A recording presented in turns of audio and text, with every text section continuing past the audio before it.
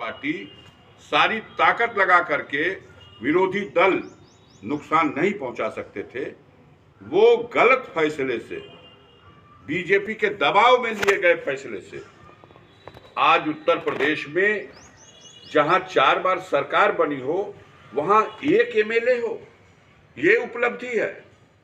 आज वही हथियार फिर अपनाया गया है कि विवश कर दो बहन कुमारी मायावती को, बहुजन समाज पार्टी को, कि वो कहें कि विधानसभा की तरह हम लोकसभा का भी चुनाव अकेले लड़ेंगे, किसी गठबंधन में नहीं जाएंगे। अगर वो अकेले लड़ेंगी तो 2 काम होगा।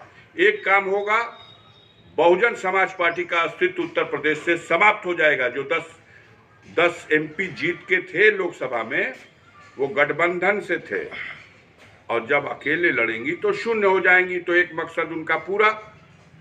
और दूसरा मकसद पूरा करने के लिए कि विपक्ष उनके सहयोग के बिना लड़ेगा, तो ऐसी परिस्थितियां आएंगी कि भारतीय जनता पार्टी की डूबती नैया शायद किनारे लग जाए।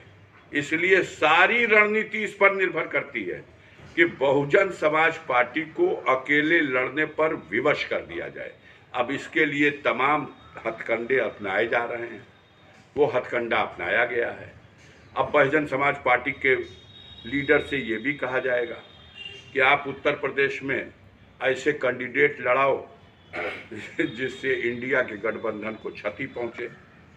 जब अलग लड़ने के लिए विवश कर दिया जाएगा तो उतने पे थोड़े छोड़ा जाएगा। उसके बाद कैंडिडेट ऐसा लाइए, और किया है उन्होंने।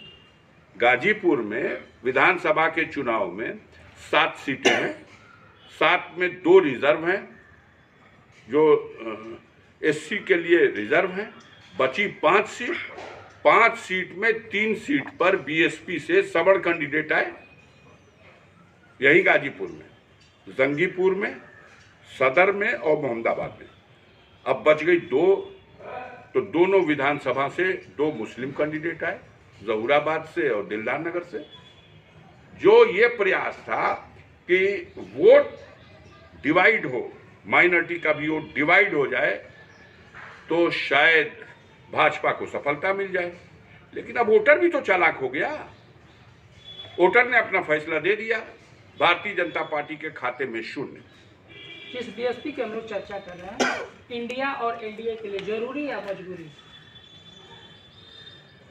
पहले इंडिया के लिए और एनडीए के लिए दोनों को बीएसपी से मिलने का, या बीएसपी के बारे में विचार करने का, या बीएसपी से किस तरह से वो किया जाए, भारतीय जनता पार्टी में हिम्मत है कि वो बहुजन समाज पार्टी से कहे कि हम आपको सम्मानजनक उत्तर प्रदेश में 25 सीट 30 सीट देंगे, आप आइए हमारे साथ मिल के चुनाव लड़िए? नहीं कर सकते, नहीं कर सकते, क्योंकि वो जानते हैं कि एक विचारधारा से लैस लोग हैं।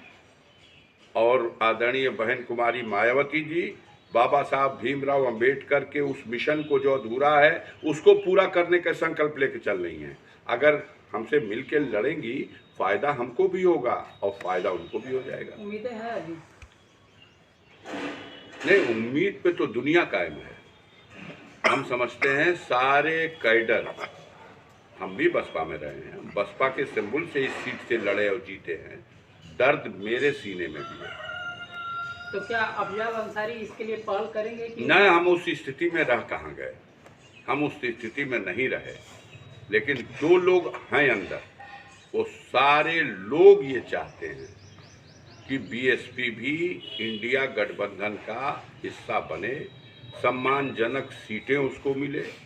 आदरणीय बहन कुमारी मायावती के लिए जब चुनाव के परिणाम आए और देश में नेतृत्व संभालने का विषय आए, तो उनको भी चोटी पर वो अवसर प्रदान किया जाए।